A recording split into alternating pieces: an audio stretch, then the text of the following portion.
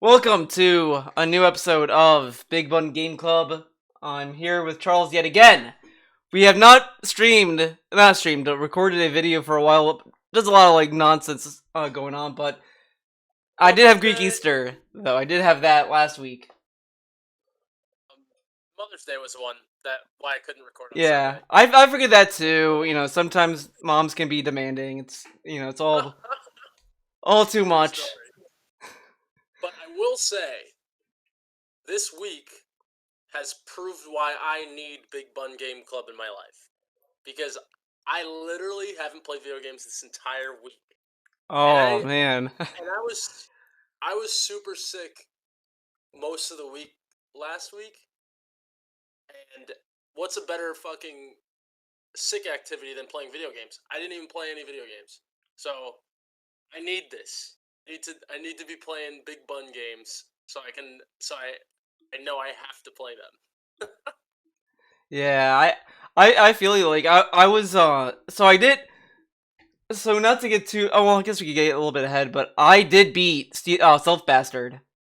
Finally, I was for maybe a millisecond. I was like, oh, I don't know if I'll be able to beat it this week because it, it was kind of the way the timing, just that week was like, all right. I was going through all of that eighth world, all I had left, and then Resident Evil 8 dropped, and I was like, oh man, I've been playing that and been really into that, and then it's like, oh, I don't know if I'll be able to do Self Bastard. I was afraid that I was gonna put it off again, like I did when Near Replicant came out. But then I did play it, and then I beat it. I was like, oh, I'm glad I beat it this time. The story was actually really, I liked it. It was a very silly and it did tie into the beginning of what we were talking about before, where it's like, oh, I wonder really what's going on. And last week I was talking about the other mode, the Lost Clone or whatever, and it ties into that decently as well. But it's like, oh, you were just testing out goggles the whole time. Yeah, it's such a funny. It's like, oh wow, I love how it's like, oh, that's like a interesting story, and they didn't have to tell any story except through the gameplay. Yeah, but I appreciate it even more because you'd think at most it's the clone that is the important part. Like you think, oh, maybe the clone is gonna be some super weapon or something, but it's like no, it's just the glasses, and it's like a menial glasses on top of that. Right. Yeah, exactly. That's the funny part. It's like all this testing, all this horrific shit, just for this what were they, like $29.99 or something? Yeah. Stealth glasses. It's like, wow. The only thing I kind of wish is I didn't realize when you beat the world, they give you documents to read, and I didn't read any of them because I read the last one, and that one was kind of talking about that one was pretty much saying, well, it was really great that you guys were able to test out the goggles, and it's great. It was just kind of oh, the product testing went great, just talking about how the testing was a success, pretty much. So I was like, okay, I'll try reading the others, and then I just lost interest in reading them. But it is kind of nice that they do have documents to read that kind of gives you more of a world building. I think it's just you're reading notes from a scientist about what they're testing for. But I think it's just as good without reading that as well. The story is good either way. Yeah, it's just a funny twist at the end. It's like, oh wow. That's interesting though. I'll read that. I didn't realize that there were documents. I don't know where you saw that, but is it just on them? Is it It, obvious when you see it? I don't think it is. It is and it isn't. It is in the sense that it's right after the stats. As soon as they give you your report, you're like, oh, you got an A or whatever ranking you get. It gives you this oh, here's, I don't remember what the screen's called, but it's the second screen right after that. You have all these documents underneath it, and then it highlights one, and it's on the right side of the screen. It's a document paper. I think every time I saw that, I thought it was some rewards it would give you, but they're not rewards. They're just those are documents Okay, to yeah, I'll read. check that out. That's fun. Cool. But I'm glad you beat it, and I thought the ending was super satisfying because it's only what is it, like a 7-hour game? Yeah, I will say though the boss room wasn't anywhere near as hard as the It was easy. yeah there was a room either before or before that one that was a pain in the ass because you had to like time so much stuff with the other clone, and that one I was just about to like say like, okay, I might just stop here, but then I beat it by luck, and then it's like, okay, everything after that was like easy. But that it was fun, but it's just like I kind of wish it was like there was a challenge setting to it, maybe. But then again, maybe. Well, no, they could do like a challenge setting and change the puzzles, maybe as well. Like add more to it. Yeah, I thought it was a perfect difficulty level. I think adding the challenge would be getting all the S rankings. Yeah, that's true. Yeah, Yeah. So maybe that's where it lies, not necessarily in yeah. the puzzles themselves.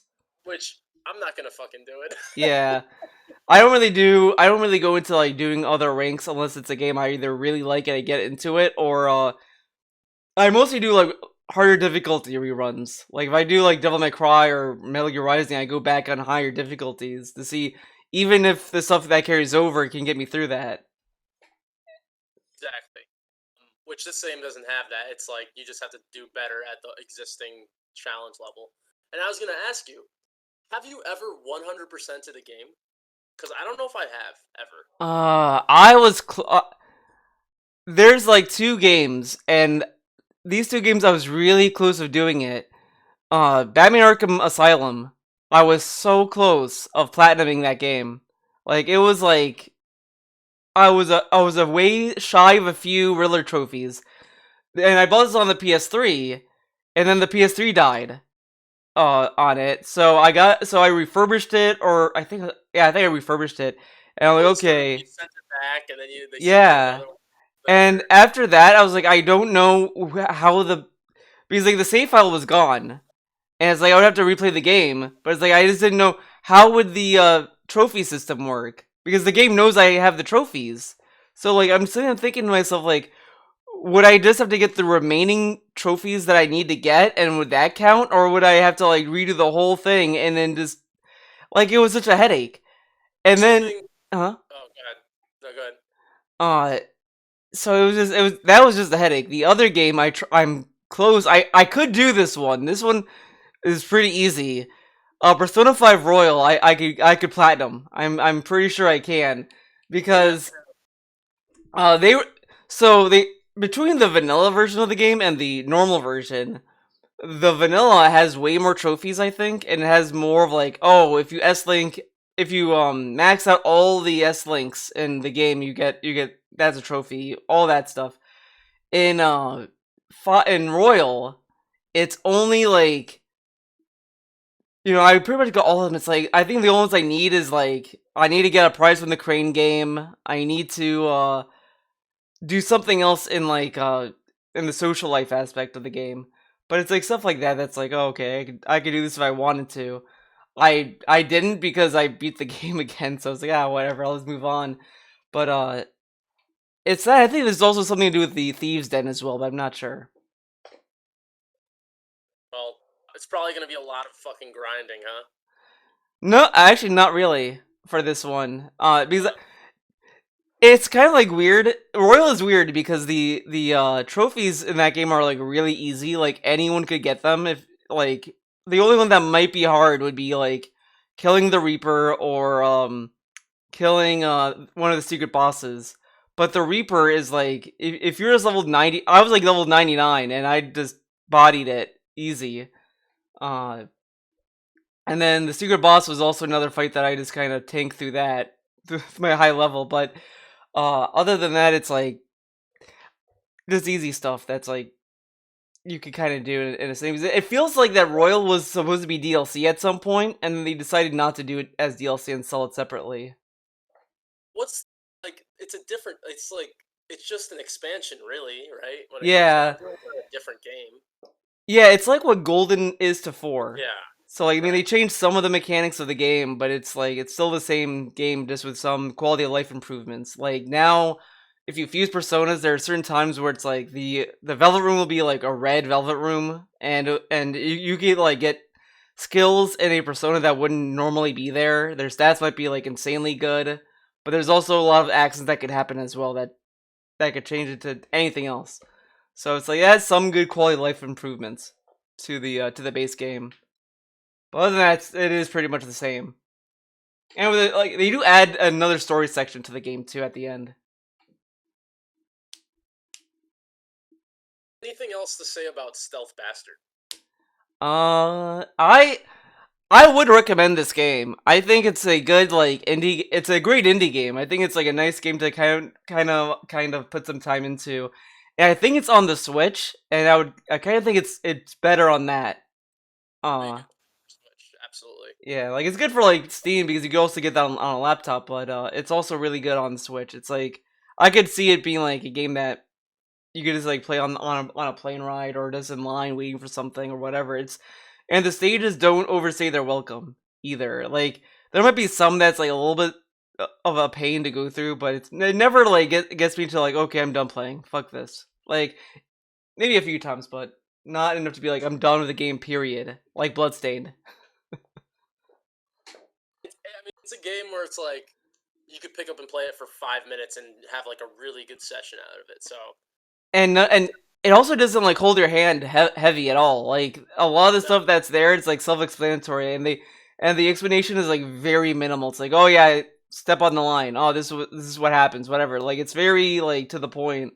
So it is very well. I think the only thing is I kind of would be interested to see if they try to do more of an experimental approach with the levels. Like give more answers to how to get through it instead of like, oh, I know what to do. I wonder if the sequel's any if they have more like openness to the how you can solve the puzzle. Um, I think I'm gonna grab the sequel as well. It's a weird thing because like I don't think this is like a 10 out of 10 game, but I would highly recommend it. You know what I mean? Yeah. I would just say like if it's a good price, I don't know the original price because I got it when it was like $2.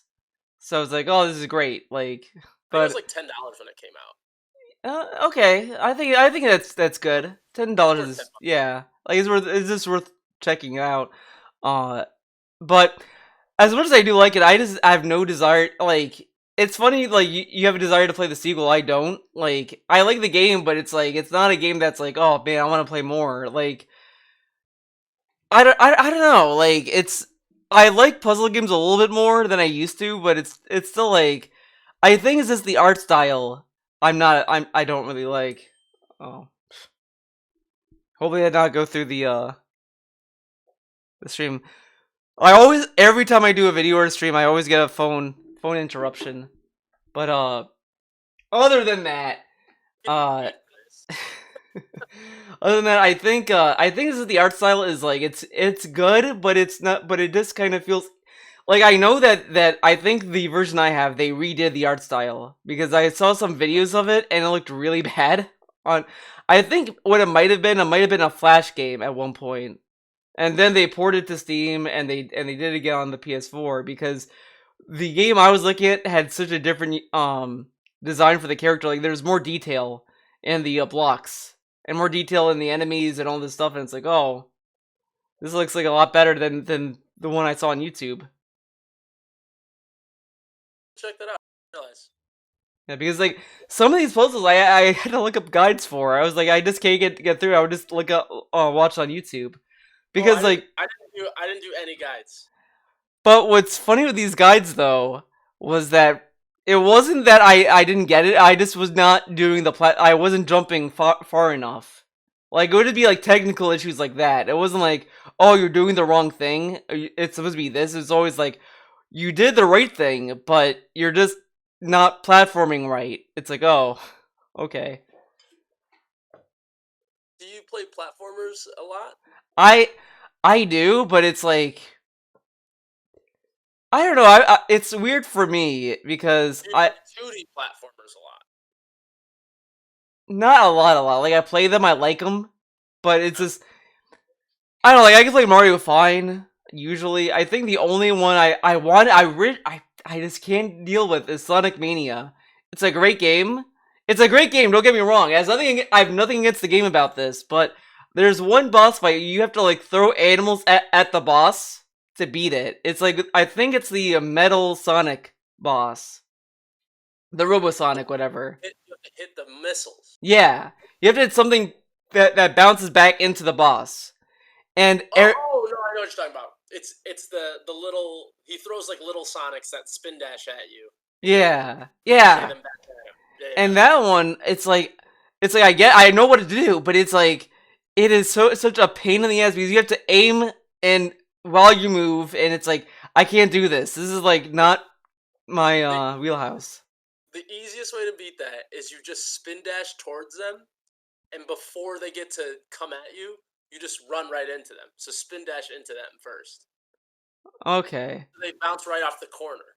all right. I might have to re-download that game and try that. Try that, but You it ever beat that part? no that Oh, you part like did. It was was like pissed me off. I stopped playing because I can't remember if it's like you got that was the first or second phase of that fight because it was like definitely the second phase. okay because I just thought I was like I don't want to sit through the first phase again then do that phase then die there and, like it was like I was doing it so many times and it's like it just like wore me down. It was like I do can't. agree. I do agree that the chase part of that is not fun. It's so stupid where you're running away from him Yeah, and he like comes under you, you have to jump over him. yeah. That part, It's a level of like I'm sure there's someone in the chat that's like in the comments saying like, "Oh, that part is easy." It's like it's Sonic's always like that with a lot of people. I feel because I remember I played Sonic 2, and when you get to the factory with the underwater mechanics with the purple water, whatever, and that part I hated. I got lost. I didn't know where I was going. And I kept dying. I was like, "Okay, this sucks. Fuck this." And I wrote off Sonic after that. I liked Sonic Adventure Battle too. That one I liked, but then it kept doing the Chaos Emerald bullshit, and I was like, okay, I'm done. I'm done with this. I fucking hate Sonic Adventure 2. I don't know why people like it so much. I Everyone loves it. I think it stinks. I will say I think I liked it not for the single player, but for the multiplayer. The racing part was fun, but it is fucking broken. I would because like one of my friends would play as Amy, and I was like getting mad at this dude. I would always hear, "Just wait a minute," and I could be in the lead, and I'm like, "Just wait a minute." Then all of a sudden he would take the lead and just keep doing it. I was like, "Fuck off! Why you keep doing this?" And every time it would just be annoyance. Are you talking about Sonic 2? Sonic Adventure 2? Or are you talking about Sonic Heroes? Sonic 2. It's the GameCube remake Amy? for the. You can play I don't. Amy and Sonic Adventure 2 Battle? Yeah. Yeah. There's a multiplayer mode where I think it's multiple mini games you could do, and racing was one of them. But it was that game because I had it on the GameCube. It I was like that great. game. You know, it might be the fact that I played it as an adult. Because, like, I didn't play it until, like, 4 years ago. Uh, Um, well, wait, did you play it on the Dreamcast or the GameCube? no, I played it on. So I had Sonic Adventure, the first one on Dreamcast. I thought it was okay. I thought it was decent, pretty good. But I played that way back when it first Oh, came out. okay. And I never played Sonic Adventure 2 until recently on Steam. Oh, And I all was like, right. this game fucking sucks. It, I like, don't. doesn't work. I don't know if they have it for Steam. Maybe it is that. I don't know. Like it's whatever. I don't know like how the multiplayer was accessed. I just got it. And I was like, okay, cool. And we just did that the whole time. The only thing I played in the single player was the beginning where you're running from the truck, and you hear the song "Follow." Which is the best fucking song ever. Yeah, follow Walking me. around at the speed of Yeah. sound. Fucking awesome. Oh man, that one was great. Then the shadow boss fight, that was it. And then I stopped because the Chaos Emerald bullshit was this bullshit all in itself. Oh, Chaos Control? When he Yeah. frees. Oh no, not that. I mean the like when you had to find the shards as Knuckles. Oh, yes. You know what's so annoying about that? It it always kind of sucked. But in Sonic Adventure 1, the radar would work for every one of the shards. Okay, so I don't know if you remember, but there's 3 shards in every level. And there's like this radar. In Sonic Adventure 1, the radar would go off if you're near any of them. But in Sonic Adventure 2, for some reason, they only go off in sequence. So even if Ah. you're near a different shard, if you're not getting the first one you're supposed to get, it doesn't go off, which is so fucking annoying. Because this makes it artificially longer level. So stupid. Oh. I forgot I did 100% a game actually. What's that? It was Indivisible. It's an indie game from it's from the same studio that did like Skullgirls. It's the same, so it's from the same art style, same sprite work. But that one I went out of my way to do 100% for, because it was actually it's a really solid game. It's a action RPG. It it plays like I don't know if you know, like, have you played Valkyrie Profile? Oh, sorry, you're mute. I think your mic is muted. Oh, can you hear me? now I can. No, yeah, I've played Valkyrie Profile. It's awesome. Okay, so the combat system is like that. Like, one button's a character, and if you do up and down, it changes their attack pattern, but it's like turn based overall. And wait for a meter to refill. Uh oh, your mic went out again. It's still out. Can you hear me now? Yeah, now I can. What the? Okay, you can hear me, right? Yeah. Okay, I was just saying I'm writing it down because I want to play that now. Oh, 'Cause okay. I really like Valkyrie Profile, which they never re-released it. It was only on PlayStation, right? Because I played it Yeah. on PlayStation. Yeah. A lot of these old games, they just kind of leave it. It's like a graveyard. It's like it stays there and it doesn't go anywhere. But How did you play it? Because oh, I never played it. Like, when I was watching like this was a crowdfunded game, so when they were pitching the game to people to crowdfund it, they were describing it as that game. Like, oh yeah, it's like this game. And I looked into it a little bit. I don't remember what I saw, but I was like, oh, okay. Like, but I pledged anyway. I supported it anyway because I just like that. I like that the art style, so I wanted more of that. But now I do want to play that game after playing Indivisible. So that did in a way get me interested in that now. only for PlayStation and like PSP, maybe I think. Yeah, I might be able to find it because I think they put the PlayStation 1 catalog on the PS3 store, so like maybe I could find it that way. Closed the PS3 store like last week.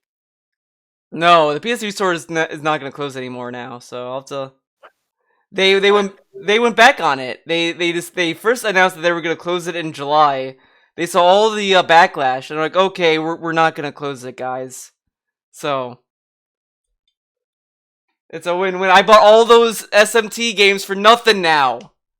Well, now you get to play them. Yeah, I always didn't want to play them because it's like I want to see where Persona came from, because I can't imagine if like Persona 4 is giving me this much of an issue. How can SMT be any different? Like, how hard can it possibly be? But who knows? Who knows what's gonna be? The only thing I liked about the design of SMT3, I like the idea that you play as a demigod pretty much, and you're killing gods, and I like the design of that. So Aren't all these things anthology series? yeah, Though? So but like, it doesn't really matter, right? it Like, it could doesn't. be completely different. The only thing that's different is that this has none of the social aspects that Persona has. So I don't know what else they substitute that with. So it could just be like other bullshit they throw in, but it didn't have any of these S links or like social life kind of things. Me think that you're gonna hate it, right? Because don't you like that stuff? I feel like that you like that stuff because it's I the only reason you like Persona. Because I mean, it got me into it, sure, but I mean, I also like gameplay too. Like, it's not like a the social link stuff was just kind of a nice addition to it. It's like, oh, this is like a nice like complete package.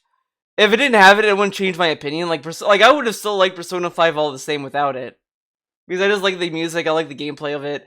And SMT3, like, I don't know. I'll see. I'm gonna try it out eventually.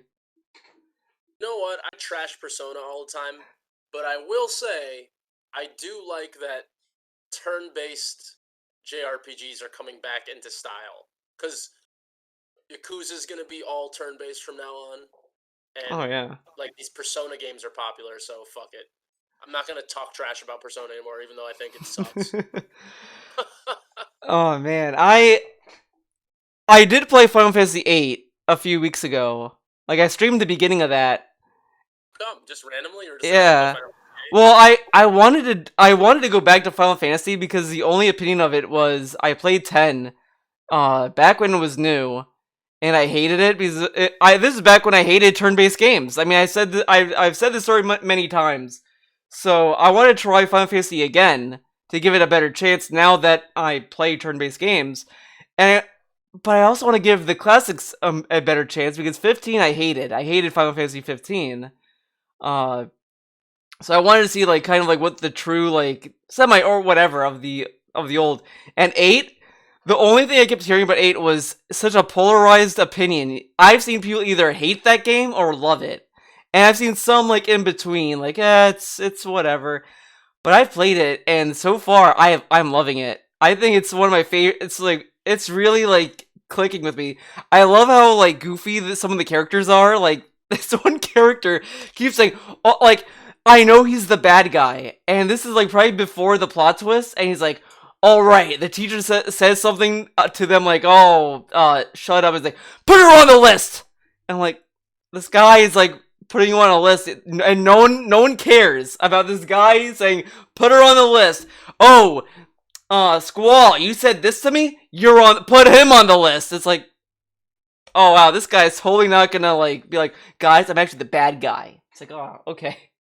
I don't want to give any because you're talking about who are you talking about? Cipher, Okay, Cipher. so I don't. Yeah, I don't want to ruin anything, but something happens in this game, and you're like, this story makes 0% sense, and you're gonna be like, wait a second, because it happens, and you're kind of just like, okay, that's kind of interesting, and then you think about like everything that happened before, and you're like, wait a second, not a single shred of this makes any sense, and you're like, you'll see, you'll Oh see. man, I feel like I'm already kind of questioning some of the stuff because I think they were like setting these kids off to war. I'm like these like what's the point of this? Like, Well, but I guess it's to train them though.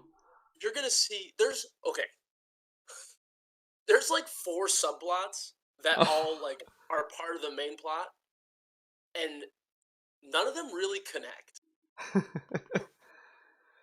And what like the main thread of everything, like the whole conflict of the main villain and all that, it makes no fucking sense. But there's certain things about the game that's brilliant. Like, how far are you so far? Oh, I'm like probably in the beginning, like they just got off the boat to they left the school, whatever. They're like, oh, you're going on your like, oh, you're going to this area to battle, whatever. We're gonna see how good you are, whatever. And they get off, and then like Cypher's like, I'm leading, guys, come follow me, and that's where I stopped. It's like one of the best parts of the game. All right, the music I mean, was great. I love the music of it. It was great. I was yeah, like, oh, I'm getting it does have hyped. great. It does have great music. So does that mean you already have like you have Ifrit as your guardian force and that stuff, Yeah. right? Now I got a question because I ran into I don't know if I fucked myself over. So you're partnered with the teacher lady first, and I gave her one of the summons, thinking like, okay, like maybe I'll get it back, whatever. And now like she's not in my party at all, and she's still on the list, but I can't get the summon back. Like, okay, I mean, kind of a weird thing because I'm trying to remember how this game works because the reason that people get messed, you really have to pay attention to the mechanics to level up your characters because okay, the reason Final Fantasy VIII is so weird and so many people like hate it is because it's super unclear how to level up your characters. And I like even thinking about it now, I'm like kind of confused, and I have things mixed up.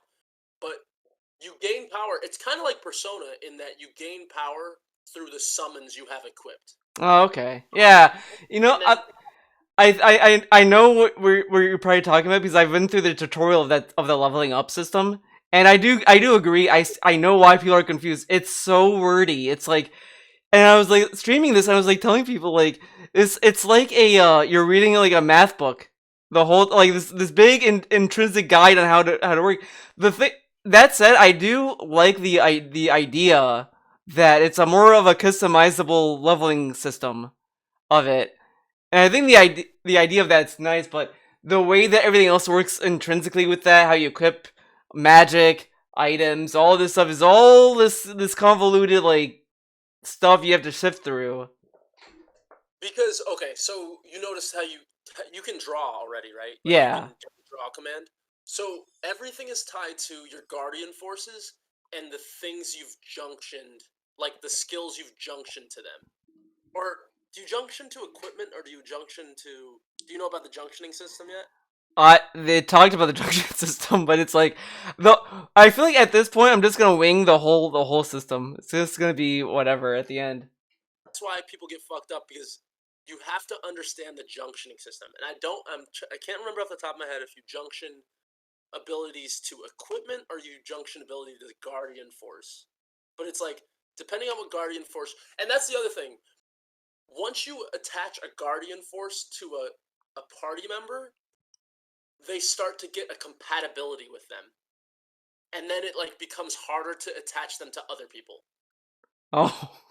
It's all super confusing, and you kind of have to like commit to certain things. You're like, okay, I'm gonna draw like a bunch of this ability because I want to level up this skill for this character. But it's all Jeez. it's less about leveling and more about junctioning and guardian force compatibility. And Okay. that's why people get fucked up, because they're like, I'm leveling up and I'm not getting any stronger. It's like, you got to draw fucking waters, you dumbass. And also, the way you cast spells. This is okay. I just remembered, this is another fucked up thing. So you can draw, and I think it's up to 99 of any spell, like for one character, right? So, but when you use a spell, it uses it like an item. So it's like, say you junction like fire to your attack or something. The more fires you use, your attack will go down because you kept using that. Right. So you have to draw more, and that's why people get fucked up about it. You'll see. this Because you're like, this system sounds so like I would be very curious to see like developer diaries of this, because I just want to know why they came up with this. Like, what was the thought process? Like, oh, he's like the Guardian Force, like it sounds on paper. I like the idea, like, oh, it gets attached to you because you're using it more often and all this, like that's interesting, and that I can understand. But all these other things with drawing and like, oh, each time you do this, it lowers your attack. It's like, this is why people hate it. But it's like, it's not that bad, but it's like, you just have to make sure you are very deliberate in what you do and pay attention. And it's like, you'll be disincentivized to draw certain magic, right? Because you're like, I don't care about this because I'm trying to get a certain type. So it becomes weird. And then also, the Guardian Force, like summon attacks, become completely useless. Because, like, I can just junction, like, a ton of spells to my attack stat and just kick ass. And I don't need to worry about the Guardian Force attack. But you do need to use those to increase your compatibility, which is like a whole nother thing too. So it's all fucked up. you know, You'll see. it sounds like this game has just a lot of charm into it. I think, like, a lot of games don't have this thought process anymore, and I think this is why I love Death Stranding a lot. It just does this goofy thing that no one would do anymore. Like, no one would make a game like this because they'd be like, no one will understand this. Why? And I Yeah, just, oh, Final oh. Fantasy. They just came out with Final Fantasy VII, and they had more money than God, and no one's gonna give a fuck what they do. So obviously they can take whatever risk they want, because it's Yeah. like, this game's gonna sell everyone and suck our balls. But now it's a little bit. It's weird that like that's the case, but now it's like I feel like it's not like that anymore, because now I feel like that they're stuck with making like Final Fantasy VII remake. Like, I feel like if they try to make Final Fantasy 16, it's gonna have to play like the 7 remake, gameplay Um, wise. fucking Final Fantasy VII remake, and I might have brought this up to you before. The battle system of that is just because they didn't want to let the ideas in Final Fantasy 13 die. I don't know if you played Final Fantasy 13. No, but I would say it's more of 15. No. It's But exactly like 13. Or is it uh, 13? Is that the one with lightning? yeah, Final Fantasy 13, you basically tell people what to do, and then you just kind of watch it play out, right? You can like short circuit the attack, but it's like this near real time. It was the vision. Final Fantasy VII Remake's battle system is what they wanted Final Fantasy 13 battle system to be, okay. because it's like, it's actually real time, and it has that whole staggering system, and that was the whole crux of how you fought in Final. I hated Final Fantasy 13, and I didn't really give it a chance because everyone says, "Oh, once you get 25 hours in, then the game gets good," and I'm like, I'm not gonna play 25 hours of shit to play Yeah. a game that might be okay. It, So it's the same thing that they said about Days Gone, and and I don't think everyone it's was complaining about like, oh, there's not gonna be a Days Gone sequel because no one bought the game, and it's like, good, like the developers said like, oh well, this is why you buy games day one. It's like, I'm sorry, like I get that's like the whole like how the industry works, and that sucks, whatever, but. The game was so bland, it doesn't deserve a sequel. It just was so boring. I played it and I have no desire to even continue. It's like the characters all suck. They're all biker dudes. They're like, my wife is over there. We need to find my wife. All right. Oh, I need to, like it's just bullshit. This is a lot of biker bullshit. And it's like the characters are not even likable. And the whole time, like he finds a scientist guy. He's like, "Oh, I need to go back to the science lab or whatever." No, you're coming with me. You tell me everything you want to know. I just want to marry my girlfriend and fuck off. It's like, okay, I'm done. Like it was so dull. It like wanted to make The Last of Us, but instead of Joel being a dad, it's a biker, and instead of like the daughter being killed, the wife is killed or taken away or whatever, and that's it. It's like and this bunch of biker bullshit. You keep coming in and out. I don't know what's going on with my computer, but yeah. Can you hear me now? Yeah, All right, I'll fix this later. Whatever. What kind of game is it? Is it like a first-person shooter, it's third-person a shooter? third-person shooter, so Well, it sounds it's stupid. open world. You grind a lot. Like the only thing I kind of liked was the bike aspect of it, but it was just so boring. Like I don't even remember half the shit I went through. It's like I don't care. Like and all the enemies are All like, the enemies are like, oh, what happened? I like heard myself echo for a bit. Oh, sorry. I Now was it's trying to fine. talk with my mic. I think I fixed it, maybe. Yeah, now you're good. Okay. I'm gonna have to lower you now in OBS. Oh, sorry. No, it's fine. It's good. Wait, no, I can turn it down. Hold on, because if it's blowing out your ears in real life, then I turned it down. Does it sound better now? Yeah, Okay. but I just didn't care for the characters. Like all of the characters, like just don't trust you, and it's like you have to try to please them the whole time, and it's like, what? Just who cares? These people are just assholes. Why are we caring about these people? I don't Yeah. know. I just lost interest. So it's that, and then even like everyone praised Jedi Fallen Order, and I kind of liked it, but it was also a very boring story. I didn't It looked care. mediocre to me. Yeah, like, and it's just it wants to be like Dark Souls, but it's like uh it's just boring, and it gets to the point where the challenge doesn't even feel like it's well designed, just to be like, well, since people like hard games, let's just throw enemies and the checkpoints are gonna be further apart, and all this. It's like this all feels like bullshit just to have the guise of challenge. Like it doesn't even feel like it's an earned challenge. It's like just throw enemies and separate the checkpoints further apart. It's like, okay, like this Yeah. is more annoying. It didn't look like it was a hard game, but maybe I should try it. I it does like on I played on the mode that the game recommends, and there's a mode below that you can kind of button mash your way through. But the mode that I'm playing on kind of prefers that you parry or you block. Like you can kind of go through it, but it's you could die in like 2 hits if you're just not good at blocking or parrying. Like, but it's not even like the one-on-one fights. Like the one-on-one fights are fine. It's just that the game just swarms you with enemies. Like there are projectile enemies. There's enemies that have like good armor, and it's like it just becomes like this is just more bullshit to shift through and just be like a god at Yeah, just parrying. fucking uh, block them with your lightsaber. You Force push motherfuckers into each other. yeah, like I would try that, but you have like a meter on the force push. You can't just spam it, Mhm. and that so like all this stuff takes meter sometimes. Like it's, How does it compare to Force Unleashed? I would say it's probably a very different game compared to Really? that because like I only played the beginning of Force Unleashed and then I dropped the game because I got bored. I was like that. Yeah.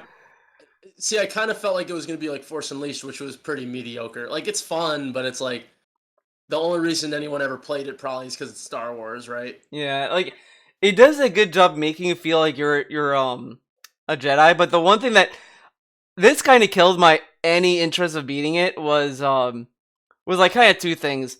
One, everyone I heard about it said that the ending kind of feels like it comes out of nowhere and it just kind of ends. So I was like, okay, like if it feels like an empty ending, like all those challenges, it's gonna be like just nonsense. The other thing is that a lot of the story just felt so painfully generic. It's like, all right, this person's wearing a mask. She's chasing after you. You never know who's gonna be. You meet this one Jedi Master, and she's like so regretful about the past. Oh, that's her Padawan, I bet. It's her Padawan. It's like, oh, okay, cool. So story is very important to you in these things, huh? It it depends. Like, there's some stories that could be like really stupid, and I could just like be whatever, or very minimal. Like, I don't really care. But if it's like if this game was marketed on its story and gameplay, and I just went in with the same expectation of like if a game is gonna go out of its way to be like the story is gonna be so good. Oh, look at our story. I expect it to be as good or just something like I really hope for a day where they stop giving a fuck about story and just put the budget into making the game good, because I don't give a fuck. I just want to play a fun game, and all these games stink, and they're also shitty movies. So, like, just do one thing well. yeah, like I mean that's what I like about like Devil May Cry, and I don't get why like some people keep saying that game like, oh, the story is so like confusing. Like, who fucking cares? Like, the Uh, games and the stories are so simple. There's such bare bones of a story. It's like, what's to be confused about? Demons yeah. are showing up. You're demon hunters. You kill That's all demons. I need to know. There's a bad guy, kill him. Yeah, like, and the cutscenes are cheesy, corny movie tier cutscenes. I'm like, that's great, perfect. Yeah. You know what? Similar, and it's similar gameplay style is Bayonetta's story made no fucking sense to me, but I was still having a great time. I still don't Yeah, know what the fuck was going on. it's it's kind of funny because I two was the first one I beat. I never beat one because I played on the PS3, and then that one was just kind of like inconsistent. I played on the Wii U when they had that collection. You buy Bayonetta 2, you get one for free. And I was like, well, 2 plays better. I'll just stick with that. Beat 2, never went back to 1. But Eh, then I played 1. I did play 1 and I beat it. And I think it's so funny. The story is hilarious to me because Why? 2 ends on like a time loop. So everything in 2 leads into 1. Oh, And how? it is, it is so like it's gonna blow your mind how like odd it's gonna be. So there's a new character in 2 that's Mm. like this little kid or whatever. And in 2 they keep hyping this kid up as he's some kind of god or whatever. 2 ends where like Bayonetta meets her dad and her dad is like, dude, this entity is so evil, I'm gonna send him back in time. He's so fucked up. Whatever. Like they try to destroy him and they send him back in time. Or no, Causes the witches to go crazy or whatever? it wasn't even that. It is so this story goes off the rails. Because the 2 starts where 1 ends, where you see the bad guy of 2 like kinda like, oh, I fucked up and then died. Uh this little kid talks about some power that's trying to take over him or whatever. Some bullshit like that is happening. Uh, and he meets this other guy with a mask who happens to be your dad, and he's like, "Oh, I was doing all this to save the world or whatever." And Bayonetta's like, "Oh shit!" And then like they were like, "Oh, this entity is so bad, I'm gonna destroy it." The entity, the bad guy in 2, possesses Bayonetta's dad, and then the dad is like, "I'm gonna use this power to go back in time," and then he causes all that shit to happen. So it is such a roundabout way to send this guy back in time, and I'm just saying like I love how like stupid this story is that it's to the point where I feel like Kamiya just sat there and was like, I'm just gonna make this story so convoluted and stupid that people are just gonna be so exhausted they're not gonna care. Yeah, it literally it makes no fucking sense. Like, is that girl Bayonetta or is it her daughter? It's Bayonetta. Because But like what the fuck? They because don't even explain how that happens. Like, it, what is she? there was like they talk about like because in one they make it a point because they even meld into the gameplay where it's like they talk about some time loop thing.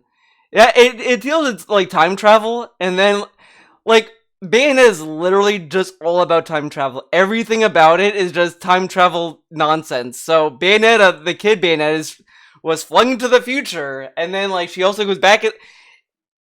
It makes no sense because it deals so heavily on like time, and like because the bad guy's like I need both eyes of the like the two eyes or whatever. So he brings the little kid into the future because she has one of the eyes. So he's trying to get the eye when she was a kid because it's way easier when she's a kid. Mhm. I know some bullshit. It is Yeah, so we don't, much. but I kind of want to play it again. Um, so perfect segue because I want to talk about Game Club games. Um, and another game that has a super, and I've made a list of games I want to play. And you might have a list too. Another game that has an absolutely convoluted, makes no sense story is Killer 7. When's the last time you played that? I can't play that, so that's off the list. Why not? I well, I guess the only way is that I would have to buy the GameCube game itself because I can't play it on Steam because it's only for Windows. What about PS3? It's not backwards PS4? compatible with it, and they haven't resold it. I thought they re-released it on everything. Only on Steam Oh, that sucks. When's the last time you played it though? in high school. When it was new, I rented it, and then You never beat it? no, because of the controls were so weird, I just stopped playing. All right, we might have to play that. I think I might have my GameCube copy still. All right, If I can find that, I'll give it to you. But okay, we'll X that for now. But I really want to replay it. So I do too. Like, so I mean that is a game I do want to play. I've been like, I'm like the only person on Twitter that's like tagging Grasshopper Manufacturing saying port Killer 7 on multiple platforms. Come on. I thought I could have swore they did that, but No. I guess that's wrong. Um, do you have any interest in playing Doom Eternal? I'm right at the end of that game. Ah, fuck it, you already played it. Of course you Yeah. already. Um, Like, I do want to say one thing about Doom Eternal. It is I I like the gameplay of that game, but the platforming kills it. It just slows the gameplay down. you just hate platforming. In that game, first person platforming is the worst. 2D platforming I can enjoy. The first person, it's like I hate it. But the thing I hate the most was they changed how the ammo and health system work in that game. In 2016, if the enemy flashes red or orange, they drop ammo. If they flash blue, it drops health. This they changed it, so now it's like if they're flashing orange or blue, they'll just drop health. If you want ammo, you have to land headshots. If you want Okay. ammo, you have to land headshots. Otherwise, you're not getting it. And it's like I don't like that change. I think what they should have done was that headshots give you all ammo for all weapons. Like it because it does do that when you do a headshot. But if you did, but they should have kept the way that they did in 2016, where it's like, oh, the color depends on what you get. I'm not bothered by this. Well, I mean, a lot of people love that game. I mean, it's not a bad game. It's just there's one boss fight they put you on like a tiny little platform, and she has armor, and she just does all these like major attacks that take so much health, and there's enemies that spawn, so you have to like keep track of your health, your ammo, where you're running because you could fall off the edge. I've died from the edge more than the boss, and it's like this is ridiculous. And I've always been drawn to this conundrum of I can either get health and die later or get ammo and die sooner. And it's like because I have to go through so much bullshit. Because I'm always either low on health and I have to make that decision to either get more ammo to deal with all this, or I can get more health and then hope that more enemies spawn, but I'll lose more health in the process. it was bullshit. I did get past it eventually. I don't know how I did it, but I did. You know, all you gotta say is you just gotta beat the game. You gotta learn to beat the game. Like you can't complain because the game's beating you. Yeah, but I can dislike the setup. I mean, it's not even like it's just one of those things. It's like, this thing just sucks for me. Like, Yeah, yeah, that's fine. I'll complain about it when I get there. Okay, how about Day of the Tentacle or Monkey Island 2? Any interest in those point and click adventure games? hmm, I think I can play those. If I can, Do you have maybe. any interest in actually playing them? They're point and click Uh, adventure games. No, the that's only one I fine. played was Riven, and I like that. That as a kid. I don't know what that one is. It's I don't know the main name of the series. It's like it's like from Myth. Uh, Uh, but Riven was this game my dad introduced me to, and this one I just loved because it was so creepy. It was like a horror setup. Like it's a point and click, but like everything about it would look so eerie and dead and was off. And then I got to the point where the bad guy puts you in a cage. And he's like, "All right, I got you in a cage. I'll be right back." Oh man, whatever. He leaves, and I didn't know what to do, and I ended up dying. No matter what I did, it's like I think I did something wrong that got me there because it's like if you try to get out, you'll die. If you try to move to a certain thing, try to touch something, it kills you automatically. If you wait for the guy to come back, he kills you. So it's like no matter what you do, you die in this particular I, situation. It was like a bad end for that what is game. that called? Riven? R I Yeah. V N? Yeah. V wait, Rivin? Riven. Riven. I've never heard of that. Interesting. I'll look that up too. Okay, so axe those two. How about I don't know if you'd be able to play this, but have you heard of MDK? That sounds familiar. It stands okay, so you'd probably know MDK2 over MDK the first one. MDK2 has you can play as like this dude with this weird like flight suit. Kind of looks like it doesn't really look like Batman, but that's the closest thing I can compare him to. And then there's a dog with four arms and then a scientist. Hmm.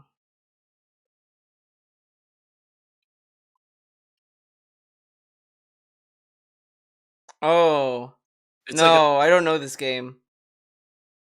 I highly recommend MDK2 if you can find it. I don't know if you'd be able to play it though. I don't know what MDK would be available on because I know Uh, it's on PC, but I've only played MDK2 and I want to play the first one. According to Wikipedia, it's on PlayStation, Mac OS, and Windows. So maybe I could play it.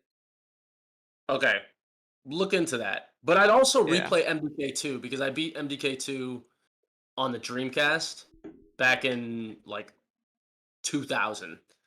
Um, and it's really fucking awesome and it's funny and it's fun. So see if you can play either MDK. All right. So I'm gonna keep that on the list. Going back to Final Fantasy, any interest in Final Fantasy 12? Which one is that one? They recently released it and it's called Final Fantasy 12: The Zodiac Age. Oh, I did have interest in playing that one. So Okay, yeah, we'll put keep that on the that on the list. list too. The thing about that one, and I really want to replay it because it didn't connect with me at the time because it was after Final Fantasy 10, which I loved, and it's a completely different battle system. It's different than any other Final Fantasy. It's like it's more of like you program like macros into each of your character, and then you kind of give them a general idea of where to go. So you have to Okay. like, it's kind of like a programming language more than like a battle system, if that makes any sense. Because you give them certain situations and tell them how to react in those situations. So Okay. it's like a way more advanced version of like an auto battle in like Persona. Like Persona is just like, do you're aggressive. You do this. This is like in this situation you want to be aggressive. In this situation, you want to be a healer. So like I don't really remember it that well. I just remember I got bored of it after like I got to a certain boss battle, and then I was just like, I'm done playing, and I don't remember what it was. Okay. Um, And something that's fun about the story is that the character who's like the main character, like the anime hair guy that's like in every game, like doesn't matter. They're just there. Like everyone else drives the whole story, and then this like kid that's like the anime protagonist, typical guy, is just kind of there, which is kind of fun. Yeah. Is there anything else on the list? Because that one is interesting. Okay, Final Fantasy 12. So Beyond Good and Evil still, I don't think you want to play that, so I'm just gonna exit anyway. All right. And then this one I thought of because I'm so upset about Yuji Naka making that shitty game, Balan Wonder World or whatever it's called. Everyone's shitting on it. And I watched a video on it and someone was like, it's better. It's again where it's like after 10 hours it gets better. But it's like, why? Why did you make a shitty game, Yuji Naka? And I think it was just too ambitious. Well, But I think it was more of like oh man, there was a video that was talking about what happened to that game, but I think it was like I think it was just that it was initially designed for for like the PS4 and Xbox One and all that, and then when the next gen came out, they're like, oh, we gotta move it to that. So whatever you do, just put it on that, and I think it just had a lot of like choppy development issues with it. So it's like I heard that too, which makes sense, but also it just looks like a piece of shit. yeah, Regardless, like I it doesn't seem like it would have been that much better if well they didn't have to do that. Well, yeah, but I think it was just that they wanted to. I think it was that, but I think it was probably just also they wanted to rush it out too. I think there was probably things like you needed to get this out, so maybe they didn't have enough time to polish Like, it. there's like 80 abilities in it. Why do you need 80 abilities? Fucking make it half of that. Yeah. Half 40 is too many. What the fuck are they doing? Oh, now I remember one of the things because I think they said that like for the 80 abilities, Ujinaka wanted to they did want to cut back on the abilities initially, but then over time they're like, no, all these are good. I just want to use all of them. Just put them all in, and it was just like you wanted to see like experiment with like just putting as many abilities as possible. Yeah, I don't know. It just seems like a piece of shit. I think Yeah. there's like some good ideas in it, but it's like it just didn't come together. And it's a very Sega thing to like do too much and like be over ambitious. And it's like Sega, stop making the same. I mean, he's not. It's not a Sega game Yeah. anymore. Yuji Naka's like a famous Sega guy. It's like sometimes it pays off, and times like this, it doesn't. It's so sad watching all these dudes that like were like Keiji Inafune. He makes a Yeah. shitty Mighty Number Nine. Yuji Naka makes shitty Balan Wonderworld. Who's next? Who's gonna fuck up this time? But yeah, but anyway, I digress because this game clearly takes a little bit of inspiration from Nights into Dreams, which is also a Yuji Naka game, and I've played it like once, but it's another one that's like it's got a super weird control scheme and shit. So it's like it's hard to get into, and I've never sat down and like really made an effort. So Game Club would be a good time to like try to figure this one out. So any interest in Nights into Dreams? I kind of had no interest. I didn't like any of the designs of it. I am not a huge like Uganaka like Sonic kind of fan for a while. Like I just saw all the designs like kind of whatever. I did like Sonic a little bit more. Like that one I kind of like liked. But it's just like when I saw Knights, I was just like no. No thanks. Okay, interesting. Okay, so wow, you really shit on all of my choices. Um, Hey, I didn't shit on Killer 7 or Final Fantasy 12, so you're being over dramatic okay, again. yeah, As that's true. always, I mean,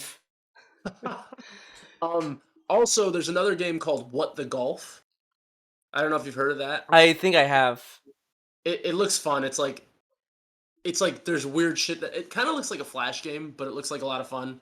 Maybe we should skip that because it'd be kind of too similar to Stealth Bastard in that type of way, where it's like, yeah, we should play something more of like an overarching story than like just like levels. You know what I mean? Yeah.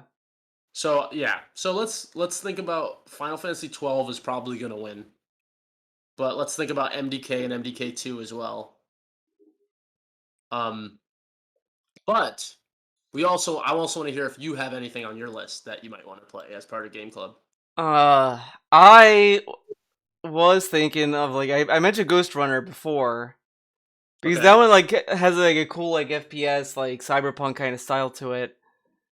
And that's also an indie game, and it looks really good for an indie game as well. So like that one, I was like thinking of, and I already own it as well. Okay. Um, well, I had one before, now I don't have it. Oh, it was also Transistor as well. Transistor. That I was interested in that too. So Uh, you know what? This one might be. You're gonna roll your eyes on this one. Devil May Cry 2, done. I'm down to play that. I actually own that one too. because I that haven't beaten it. because it blows my mind that the guy who directed that one, Itsuno, I think is his name. He directs 3, 4, and 5. He still directs the Devil May Cry games, but 2, like he worked on that, and everyone hates it. Yet he makes everyone's favorite Devil May Cry games after that. So Yeah. I thought that was interesting. Why does everyone hate Devil May Cry 2 again? It is just the boss fights suck. Like there's a video of it where it's just Dante fighting a helicopter, and then he fights a tank, and Wait, but then why do you want to play it if you think the boss fights I suck? kind of want to I kind of want to see how bad it can be. Like I want to see like is it really as bad as people say it is, and it's also just like I want to see like why this game like how did the franchise not die from this game? Like you see Okay. like Darkstalkers, like no more new. There's no new Darkstalkers games, and Yeah. that game didn't have a bad game at all. But Devil May Cry gets one bad game and still goes on. I almost want to play it just for that. Yeah. um. Okay. Is that all your picks? Uh,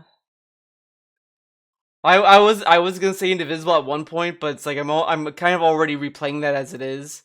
But I'm also not that far, so I mean, if worst case scenario, you could catch up. But it it would have been Resident Evil 8, but I already beat it. Yeah, like I'm for some reason I'm not interested in it at all. Like I oh, don't. it's I hated 7. Like I didn't hate 7, but I just didn't like it as much.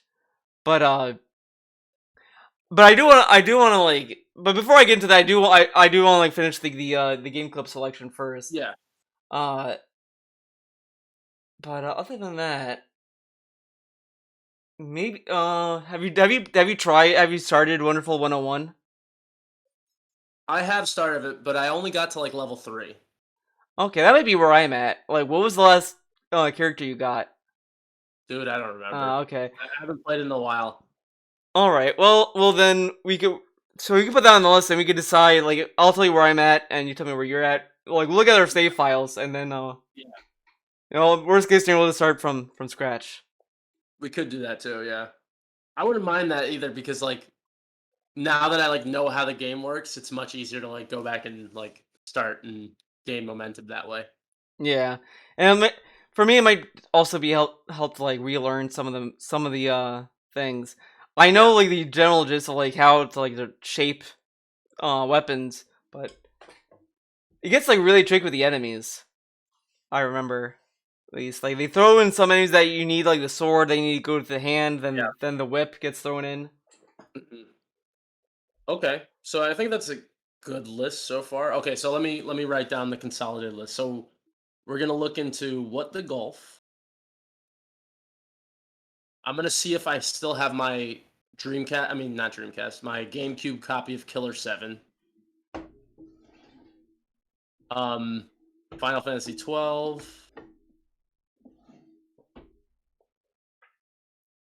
MDK 2 or 1. So any of the MDKs, and then Ghost Runner,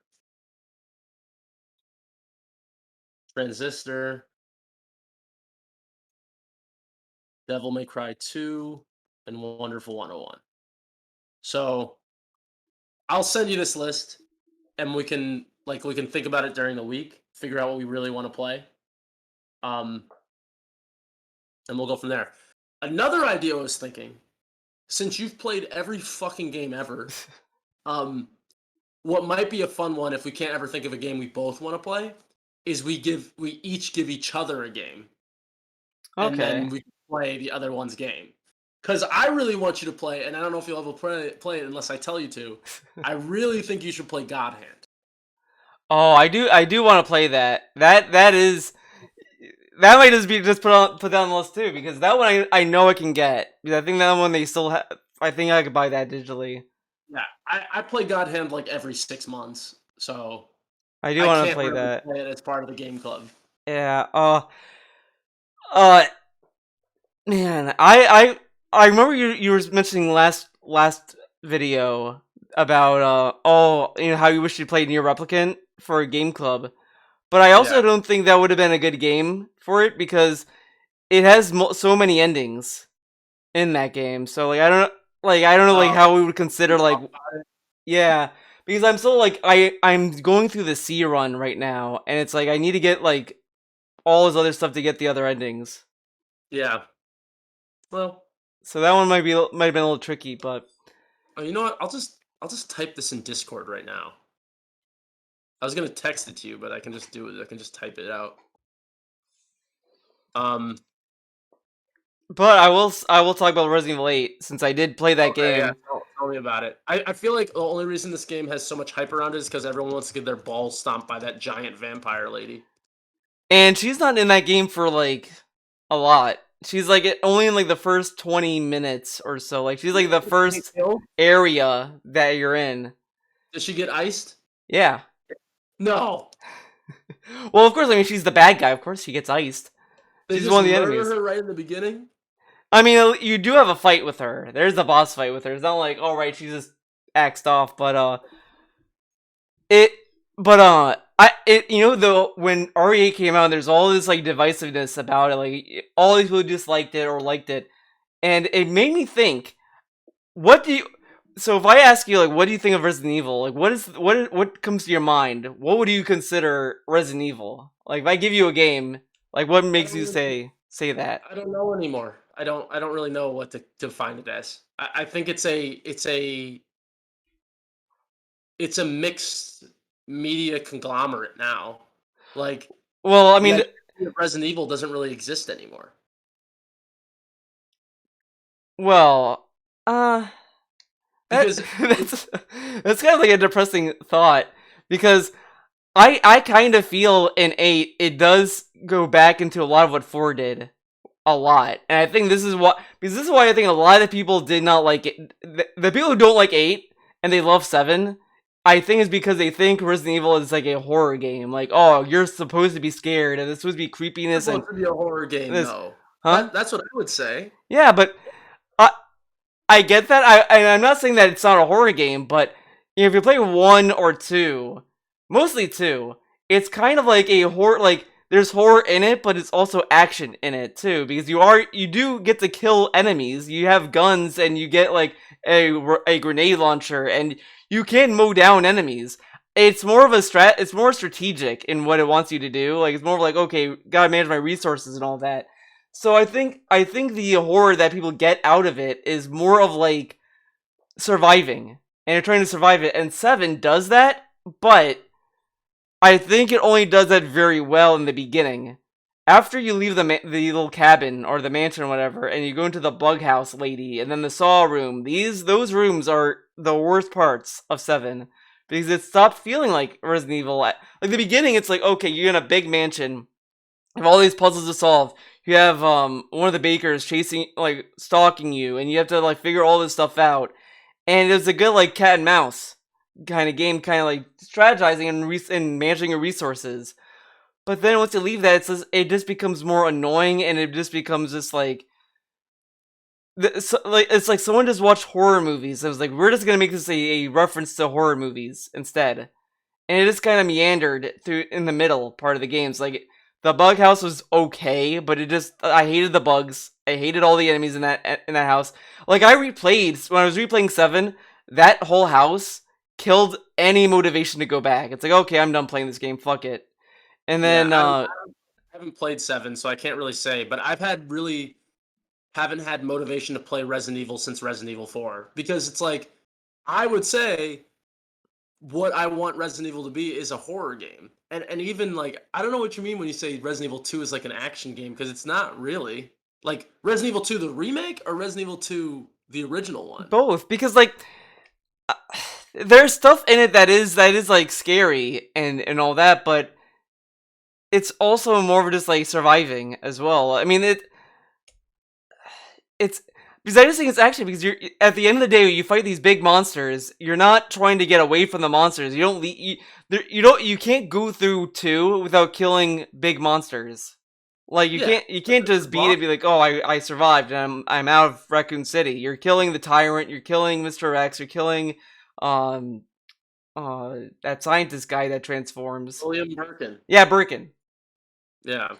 Um yeah, but I mean Resident Evil 1 had that too. You have fight a tyrant, you fight a fucking Yeah, giant spider, you yeah. fight the That's that. hunters. That's what I mean. Like it has action in it Yeah, but you, it's you not a do focus. It's not a focus. I wouldn't say it is, but it's okay, there. wait a second. I have a perfect rebuttal to this because you do much better in Resident Evil and Resident Evil the rankings, like you get S rankings and everything. You do much better to conserve ammo. Like the boss fights are the boss fights, right? Yeah, But like the core gameplay is like conserve ammo. You don't even want to shoot anyone. Like it's just like Metal Gear Solid. You could mow through everyone in Metal Gear Solid, but yeah. it's much better to like sneak around and not be spotted But you and could not kill anyone. But you could still debate, or you could still say that it also is an action game because it has action mechanics in it that support But, it. but the optimal way to play Metal Gear Solid is sneak around, don't get seen, without having a radar too. Like that's the optimal way to play it. You could play it just by like cartwheeling around and shooting people in the face, but like Yeah, it's not really how you're supposed to play it. And like Resident Evil, I think is not like the combat is not core to the game, in my opinion. And then, but with Resident Evil 4, it completely shifted to being an action game. yeah. I mean, I do agree that there is a shift Yeah, in these games, and I think like even when the development in Capcom was talking about Resident Evil 7 and 8, they do mention that like they like the idea of like each trilogy introduces a new mechanic or something completely different tonally or whatever. So like, Resident Evil 7 through 9 are going to be like first person games, and then like yeah, the next ones after that's going to be something completely different. Which I like because it matches with everything that came before. But right. with 8, I think that it's more in line with 4, and so, like people didn't like that. There's really no urgency on conserving ammo as much. There's no like there's not a focus on horror or resource management. Though Which, I which I is what I would say is the core of what Resident Evil is. It's all about resource management. it is, but I will say that 8 doesn't necessarily like throw ammo out like at you like candy. Like it's more like 4 where where enemies might drop ammo or they might drop money. They mostly drop money. I've no in my playthrough they only drop money. Yeah, But and that's the thing that really bothers me about 4. Like 4 is a fun game. Like I think it destroys the identity of Resident Evil, but it's like there's just this weird like dude that's like, "Hey, you want to buy some stuff?" And it's like, "What? Excuse me? What is this?" That well it's like now in 8 you get like a fat guy. resource management shit and all that. So it's like whatever. Like But well yeah, I but mean, I will say like 4 also gives you like a fun little mini game with the briefcase. Like you can like because in the briefcase you can move stuff around and you can make room to fit all right. more stuff. So in 8 they try to redo that and I don't think it's as good because I found myself just not really caring because everything just kind of fits as they fit, Hmm. and I barely had an issue where I barely had a situation like in 4 when I was playing it. I was blowing my mind how much I could fit in that attaché case. It's like, how did I fit all this stuff? This makes no sense. What the fuck? In Hmm. 8 it's like, oh okay, I can't fit this. All right, I can see where you can fit already, and it's silly. And to the point where it's like, yeah, I need an upgrade right now. In 4 it's like, do I need an upgrade? Well, I can make do with what I have. Maybe the next year I'll get the upgrade. In 8 it's like, No, I need an upgrade. I know there's probably gonna be a weapon soon or whatever. Just upgrade it.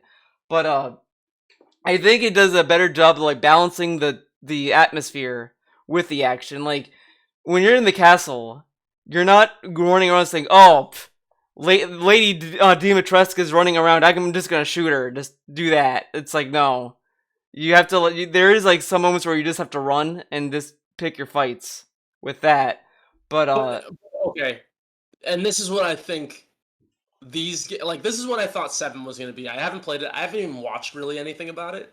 But is it like a thing of like, oh, you have to run because it's like you have no other option. Like it's almost like it's scripted. oh, Like not it's not like, I oh, I'm don't. in this situation No, so no, you I know what you mean. I wouldn't say it is.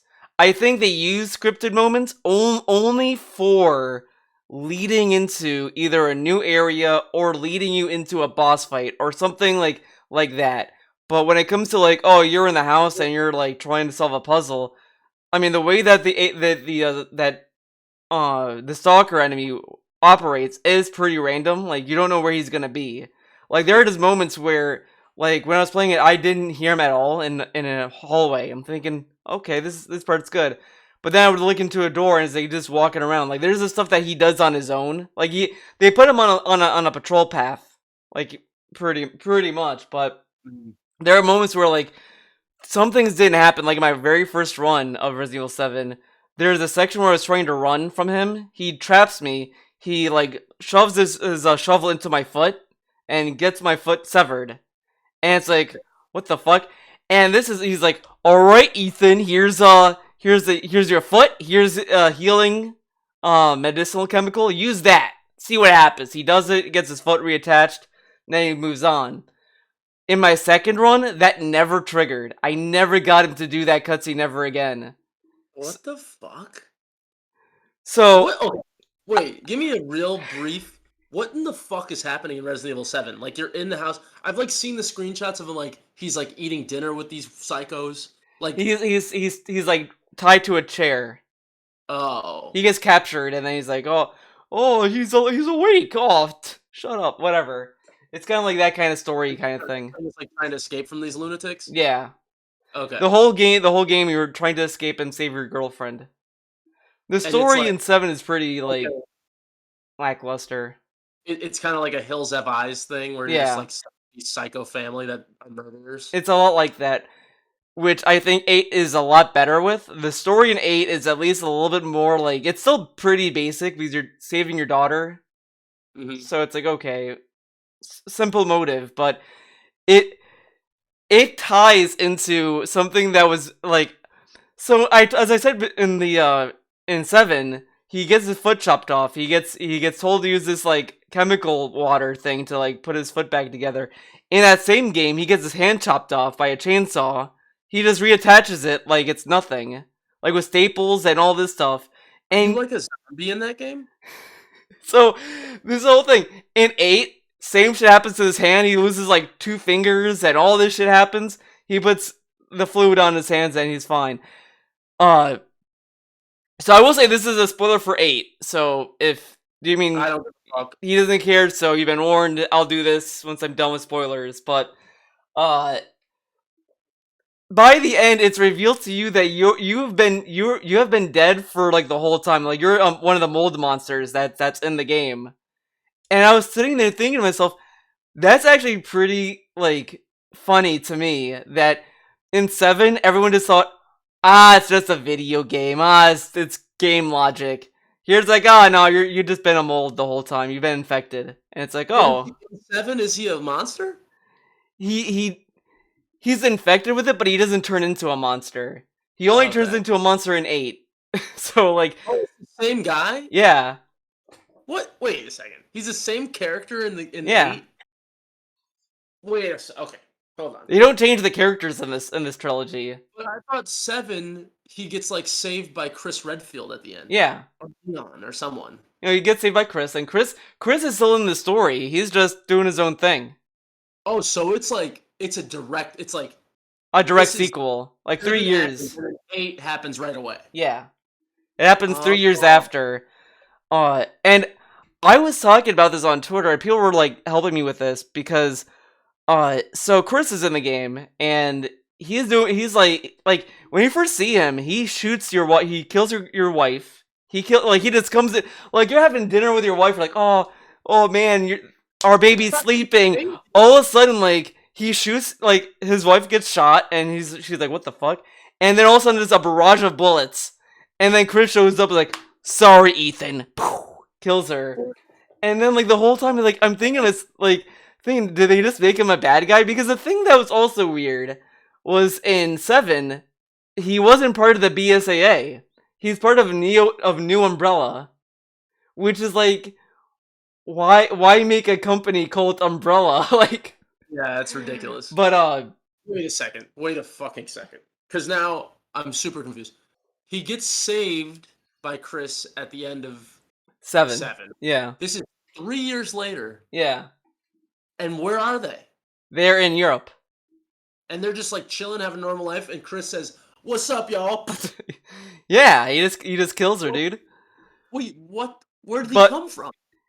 They found. Why did he do that? Well, he knew where they lived because in 8 they say that like Chris set them up in this house away from where they they get away from all that bullshit. So he sends them there, so he knew where they were anyway.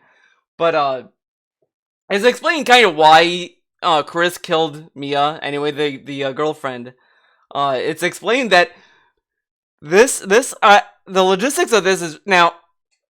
This makes me think of our Bloodstained videos because you would probably hate this fucking bullshit that the game tries to pull over you.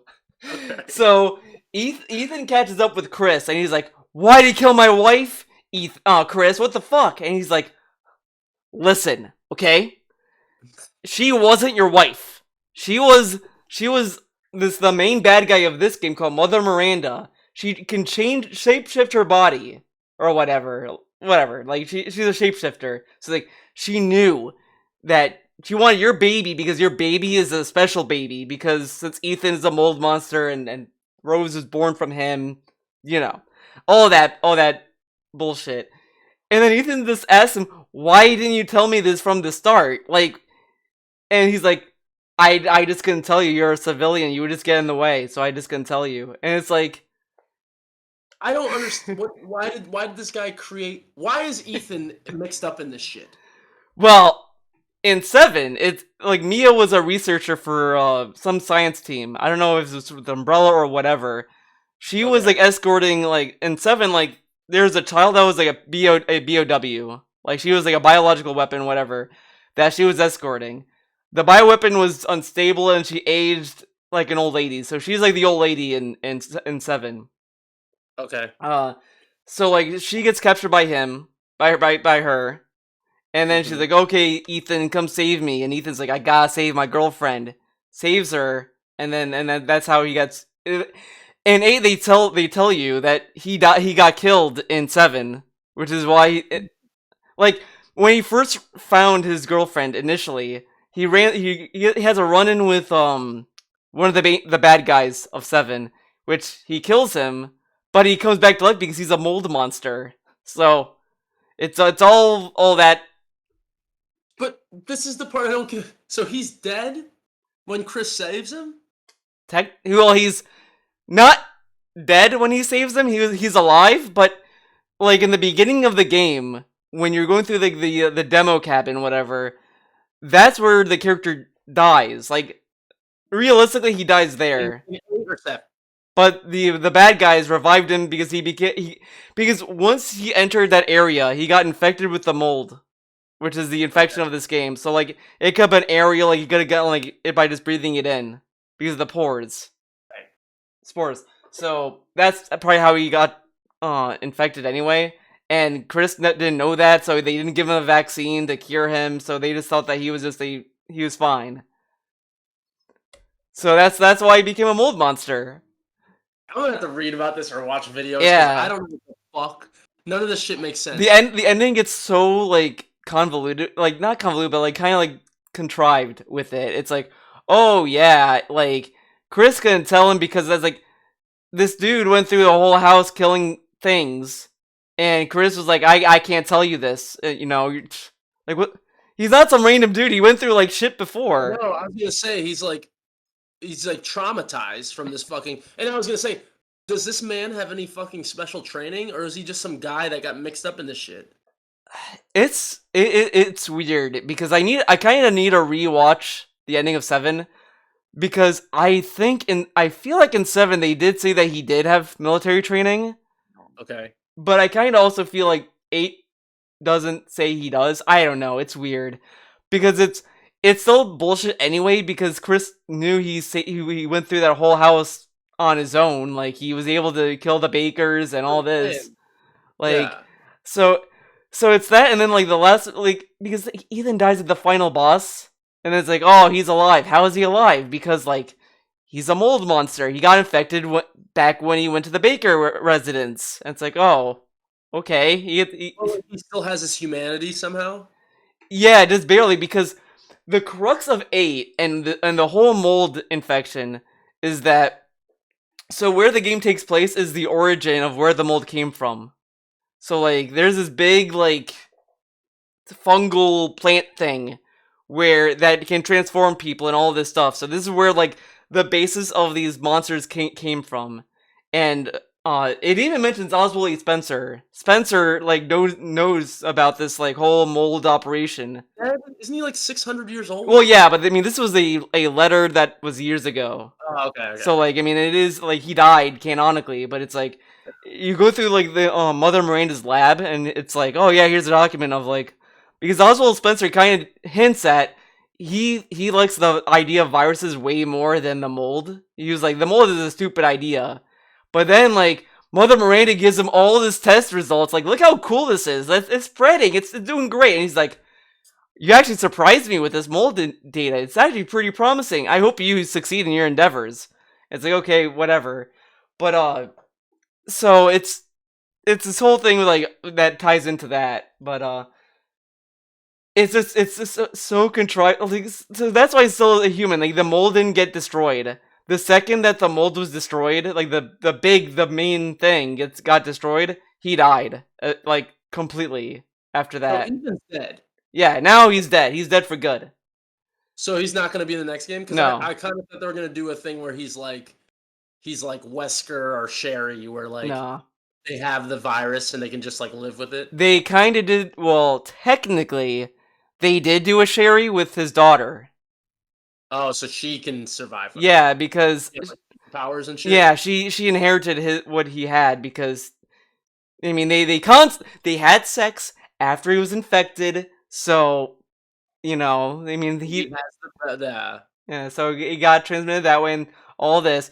There was this like weird post-credit scene in 8 that I think is really fucking, it was so weird.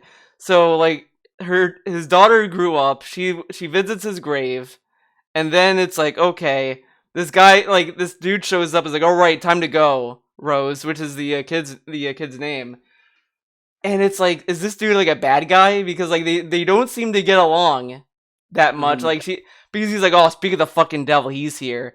And then he like calls her a name that like the main bad guy's name in 7 was Evelyn. This was the kid that was a bioweapon, pretty much.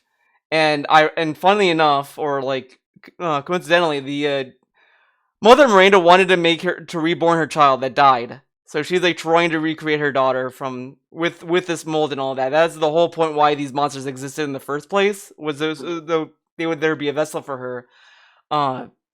So he calls her by that name, Evelyn, and she's like, "Shut up! Why, don't call me that. My name's Rose. Damn it!" It's like, so I don't know if this dude's like a good guy, because then he tells like some guy on like a earpiece, "Stand down. It's all good. Don't worry about it. I can handle it." It's like, what? Like, I don't know if like, so I don't know where 9's gonna go. I don't know if it's like, because it still did not really answer the whole. So this got derailed from what I initially wanted to bring up, but Okay, yeah.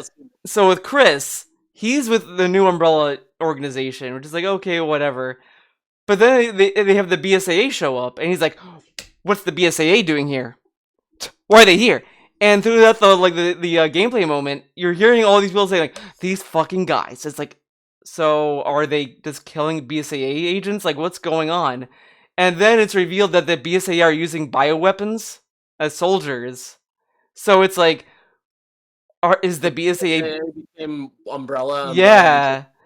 So I was like asking on Twitter, like, what's the deal with this? Because is this canon with the mainline entries? And they're like, well, yeah, because if you played Revelations 1, they kind of mentioned that the BSAA started getting more and more shady over time. So what probably happened was that Chris was like, the BSAA is too shady. I'm gonna step away from this organization, form this new organization, and then just investigate them from afar or whatever. But it was just like they didn't really explain that, so the whole time I'm like, what's the point? What's going on here with the BSAA? Why are they bad now? Yeah, kind of stupid to name your corporation Umbrella after Yeah, the I think Umbrella there's Corp. I think there's also something to that too. That's like because I think in 7 they kind of tease that there's also some shadow organization underneath all these other organizations. So I feel like in 9 it might just say like, oh, there's this major organization that's been like the puppet master of all these other things. So who knows? Well, anyways, that's it. That's it for the spoilers. But gameplay wise, I liked 8 because I liked the action, the balance of action, and like there was some item management. There's a part you get to that's like just before the factory, which is like one of the last few areas you go to, and it ate all of my bullets. I had to craft so many bullets on the last ditch effort, and I had nothing else to craft. I had no ammo, and all I had was like one pipe bomb. And it's like this big enemy's just running around with his big axe. I'm like, I don't know if this is it. I just throw it on a whim, and I just beat him just on my last item. I was like, oh my god! And then you go to this factory area, and that ate all of my resources. And then led to the final boss. This final boss had a fucking bloodstained attitude too, because it I just was screwed over. I had no, but this pissed me off though. Last night I was doing this boss fight. I kept dying on like, and I couldn't beat it. I would either run out of ammo or I would just keep missing or whatever. But the fight would last so long. She did this one attack where the screen would turn black and she would just kind of pop up, whatever. Today I beat it. I play it. That never happened. She died in like 5 minutes, and I was like, how come it took me like 30 minutes last night and then to just die? And now I did the same thing, loaded the same file, and it was a shorter fight. And I was like, Sometimes you got it, and sometimes you don't got it. You know, it it, it, it blew me away. And the area to sight was another small corridor area that you're just stuck with, which I didn't really care for. But other than that, the one criticism I had with 7 the most was the enemy variety sucked ass. So all the enemies were mold based, which is like okay, whatever, but they would just do a variety of okay, this one walks and he just throws up on you. This one has like a pincer arm. This one crawls on all 4 legs. This one's really fat. It's like okay, they're all the same, like they all look the same, they just have different like body types. uh, And it just was like lame. There, like in 4, at least there was a hierarchy of enemies. Like you had like the normal Plagas, then you had the ones that could eat your head, and then you have ones that can like crawl around. And it's like, oh, this is like a hierarchy of enemies. This felt so in 7. It felt so lame. It was like Revelations was a handheld game, so all the enemies kind of had this basic look to them, which made sense because it's a handheld game, whatever. But this was like on PS4 and Xbox One. And it's like this is the best you could do with the enemy types, and the final boss sucked too. Like 8 at least gave you a fight. 7 or 8. 7 had the worst boss fight because that one was all right. You made it to the final boss. Here's a gun. Just shoot her one time. You win. And it's like Really? yeah, it was Okay. awful. Is it one of those things where it's like you already went through all the hard stuff, so it's just like, hey, here's a consolation prize. Just kill this motherfucker. Yeah. And be done. And then like 8 gives you at least it gives you a fight. Like at least it's a fight you have to do. It's just for me it was just some bullshit nonsense that You know happened. what I'm saying? You know what I'm saying? With 7, was there like an actual like difficult like final boss level fight before that? Where you're like, Yeah, okay, yeah, there was. So one of the people that stalk you in the beginning of the game, there's a running theme that he just keeps coming after you. Like you fight him in the garage, and then I've he seen this. dies there. Then He he never died. yeah. So the fight before the end, you're fighting him in his like fully like morphed form, and that one's a legit fight. You do have to like shoot the weak points. Final form. Yeah, and it's like okay, this is like the fight, and then after that, it just becomes like okay, we're gonna explain to you what really happened here, which is like fine, but it's just that final boss was so boring. It was like okay, like it's the same issue I had with Gears of War 2's final boss, which was just use the Hammer of Dawn, you did it, congrats. It's like Yeah. okay, See, that's a trope, and I don't have a problem with that. Like, so okay, I can compare it to. You ever played the game Urban Rain? Did you ever beat yeah, it? I I think I co-opted that and I did beat it. I think I don't remember So it though. the last level, right? So there's 100 levels. They're all fucking difficult, and like level 99 is like you fight like three of the hardest enemies at the same time, and it's like wow, that was a motherfucker. And then the last level, it's like you fight the corrupt mayor, and he just has a gun. And all you do is you dodge him once, and then you just punch him in the face once, and that's the end of the fight. And Oh it's almost like I'm fine with like the final boss fight being like an easy ass fight because it's almost like a reward. Like here you go, like yeah, I it's an I easy think thing. You did all the hard shit already. yeah, I think a lot of times I remember hearing this back when like in the PS3 era that the final boss in some or most games are the last thing that you'd work on. Usually in development, it's like they do that at the very end. So some games it's like they kind of have to rush it. So it's like we'll just do this. But I just liked eight's like the boss fights did feel like boss fights. The only complaint I had, I played on standard, which is like probably normal in the difficulty setting, Mhm. and I just thought the boss fights were just way too easy for that difficulty. Like it like when I fought like the first boss, it was like all right, just shoot her. She's flying around. You have a sniper rifle. Good luck. It's like okay, boom, boom, boom. The final boss was the only hard fight, which was like fine, but it just had bullshit entangled with that on my end. But uh, Well, play it on hard. I was going to, but I played 7 on Madhouse, which was like the next level above it, and I couldn't beat it. Like I was on the first boss fight where you're fighting the dude and was there with a chainsaw, and he always beats me because he's faster, he does more damage, and it's like, Hmm. and this was like I can't do it. And with 8, I at least wanted to play the game to beat it. Uh, because if I liked it, I was gonna go back anyway. I'm probably am gonna go back on hard later, but it just in 7 it felt like it was balanced very well. In 2, in the remakes of 2 and 3, the difficulty felt balanced. Like normal felt pretty good for what it is. It's like okay, it's like it's doable, but it's not like all right, boom boom boom boom. I did it. Like the whole time I'm just like fighting the bosses, I'm like this. Usually like I'm like hunched over, I'm like getting like into it, but this one's like, oh, I'm just gonna like I know what I need to do and that's it. Like they're all self-explanatory. And they don't. The only one that they try to mix it up a little bit is one kind of parodies PT a little bit. Like you're going through a house and a lot of weird shit happens. You can't shoot. You have no weapons, but you solve puzzles pretty much. The PT boss. is terrifying. I've only watched it. I've never played it, but it's horrifying. I've only watched videos of it. Yeah, like, and they have to like find these dolls. You have to find the doll enemy to like kill it, but I just like the lore of 8. I think 8 does a better job kind of tying 7 and 8 together in a way. There's some stuff I'm like, oh, it's a little dumb and contrived. Like the whole thing with Chris was really contrived. With like, oh, it is what it is. But Watch this shit. I want to watch it so bad because like, what the? I want to see him bust in and just start shooting your girlfriend for no reason. oh yeah, it's like the beginning of the game, so you'll see it easily. It's even in the trailer, I think.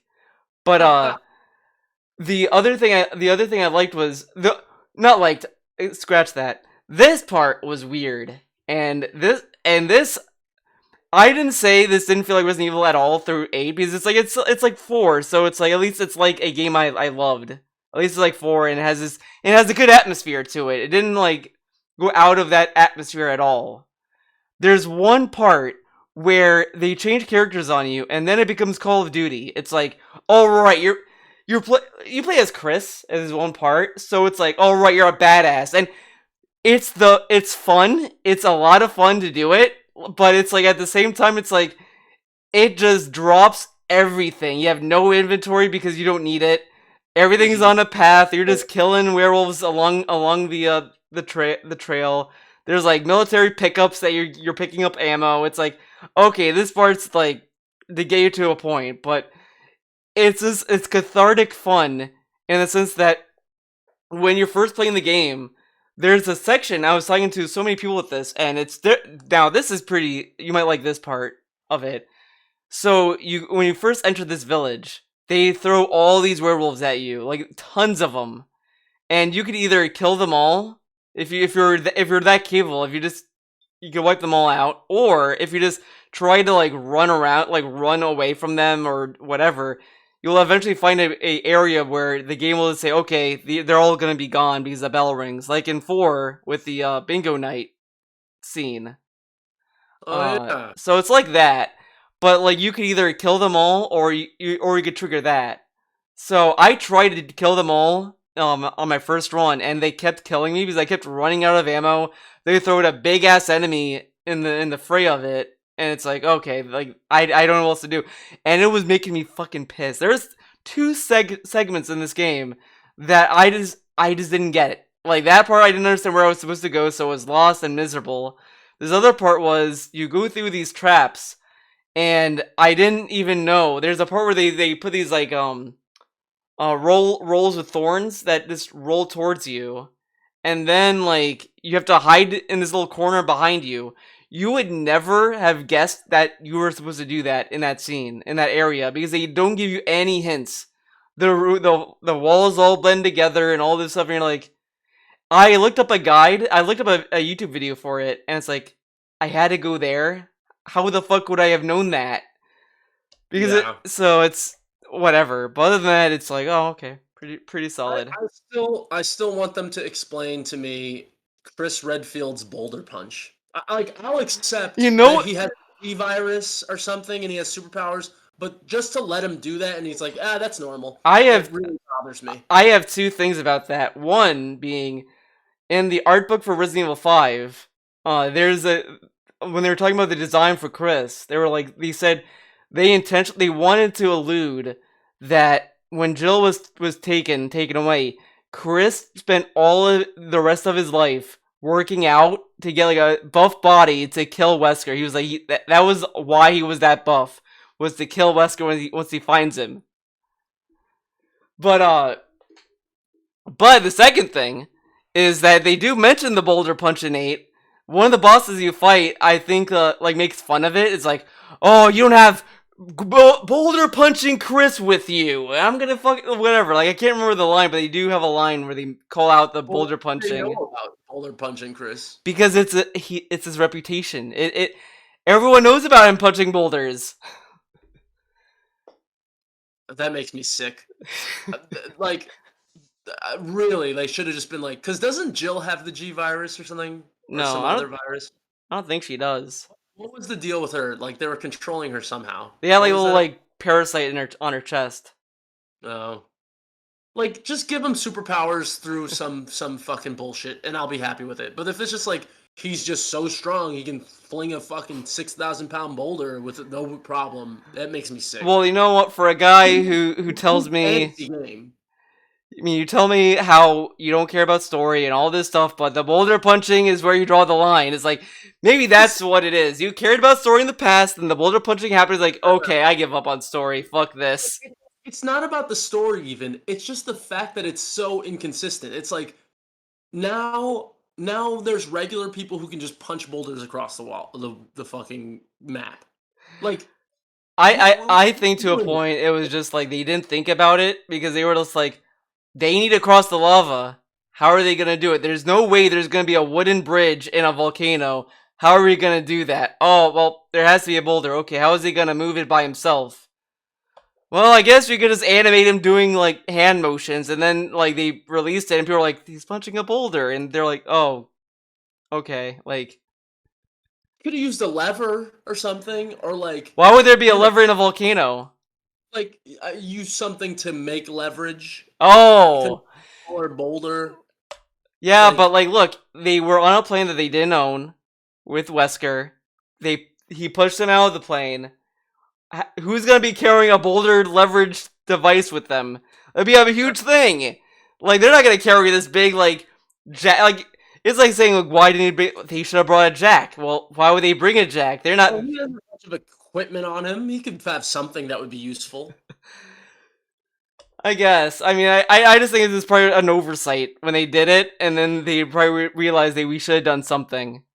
I don't know, man. That shit lasts for a long fucking time, and you have to tap buttons.